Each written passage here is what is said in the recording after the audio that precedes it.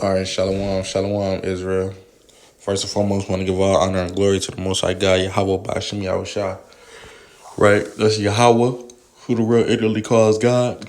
In the name of the Son, Yahweh Shai, who the world knows as Jesus Christ. It's your brother Kazak Magun of the Angels of Yahweh, coming to you out of Chicago, man. Right, but yeah, real quick though. I just want to show y'all how the Lord got a sense of humor. Right, the Most High got a sense of humor. Right, this is from End Times Headlines. Shalaki. It says the title of the article is 4-Day Gay Pride Festival to be held at Dead Sea in Israel will be the largest in history of the Middle East. Right. Was written April 21st. Right.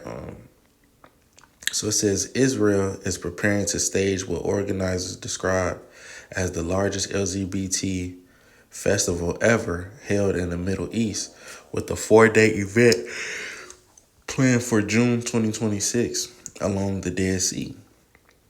The festival, called Pride Land, will take place from June 1st to June 4th and aims to turn part of the Judean desert into a temporary pride city, combining entertainment, culture, and community spaces in a continuous setting around the clock setting, right? So what stuck out to me is the venue that they chose, right? They chose to do this at the Dead Sea, right? And if you're familiar with the book of Second Esdras, right? Second Esdras, chapter 5, right? And when you go down to verse 7, it's speaking on things that are not, that would be basically strange or irregular in these last days, right? Especially with the heightening up of prophecy. So chiefly verse 7, it says, and the Sodomite sea shall cast out fish.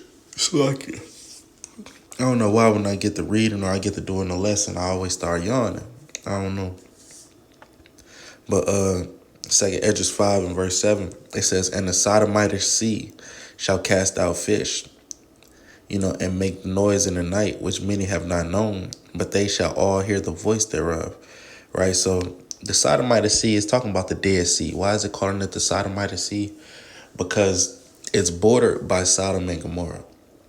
Right? Sodom and Gomorrah, held basically the southern, the I would say the eastern and the southern border of the Dead Sea.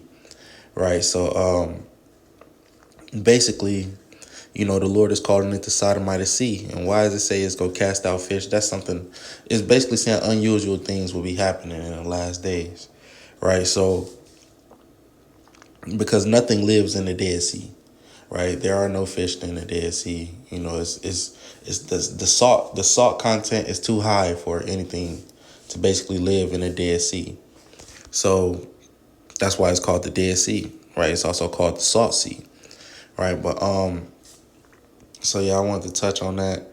Also, it's just crazy how the Lord called it the Sodomite Sea, and then you got the Sodomites, right? Modern day Sodomites linking up at the Sodomite Sea to hold their Pride Festival, man. Right? This is let's go to the book of Ecclesiastes, right? Chapter 1 and verse 9.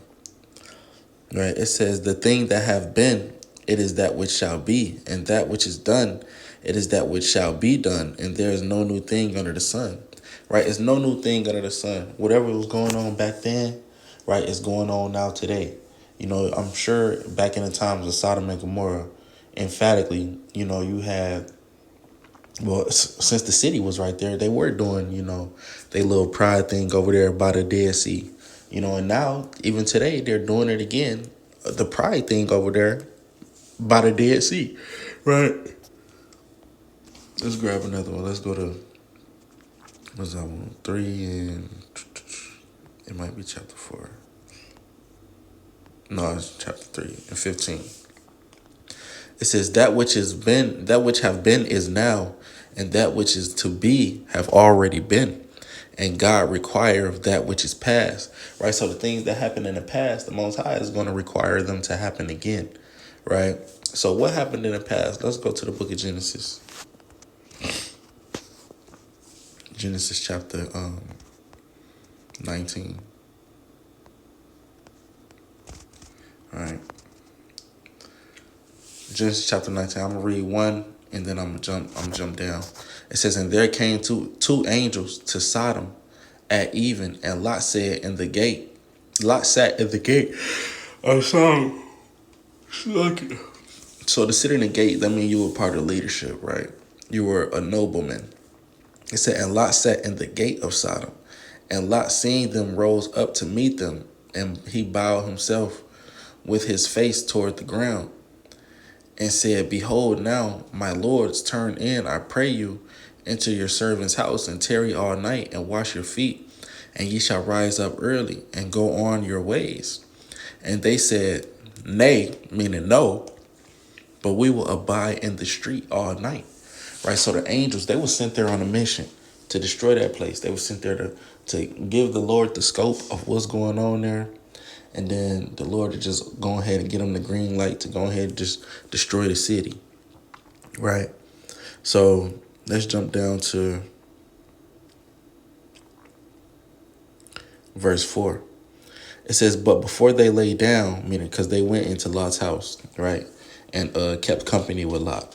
It says, but before they lay down, the men of the city, even the men of Sodom, compassed the house round, both old and young, all the people from every quarter. And they called unto Lot and said unto him, where are the men which came in to thee this night? Bring them out unto us that we may know them. Right? And that word for, that what they were saying by know, right? They didn't say we just want to meet them. They want to know them. They want to do things to those men, nasty things to those men, right? Things that a man should not be doing to another man is what they wanted to do to those two angels, right? And it says, and Lot went out the door unto them and shut the door after him and said, Slakia. It said, I pray you, brethren, do not so wickedly, right? So ultimate moral of the story, let's jump down to verse.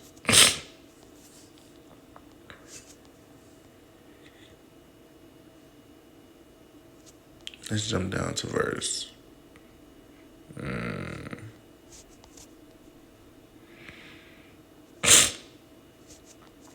think I'm on 24. Verse 24.